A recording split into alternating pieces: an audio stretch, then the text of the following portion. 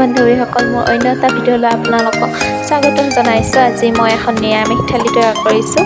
কেনেকৈনো কৰিছোঁ আপোনালোকে চাই থাকিব। বহুতেই টেষ্টি হয় এই থালিখন। সদায় মাছ মাংসৰ জুতিনো কিমান ল'ম, সেইবাবে ভাবিছোঁ আজি সকলোখিনি লগ লগাই এখন নিৰামিষ থালি তৈয়াৰ কৰিম। আহকচোন।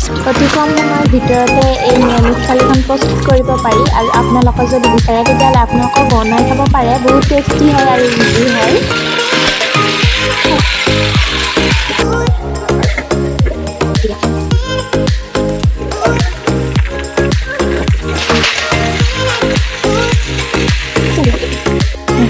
ইয়াতে মই কোনো ধৰণৰ মছলা ব্যৱহাৰ কৰা নাই, আৰু ইয়াতে অকল মই নিমখ আৰু হালধি দিছোঁ।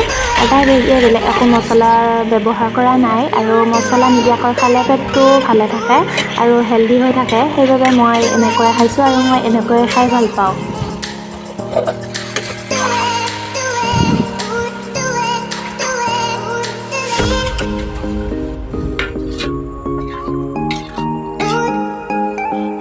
আজি ৰাতিৰ নিৰামিষ থালিখন যদি ভিডিঅ'টো ভাল লাগিছে তেতিয়াহ'লে লাইক, কমেণ্ট, শ্বেয়াৰ, ছাবস্ক্ৰাইব কৰিবলৈ নাপাহৰিব। Bye bye.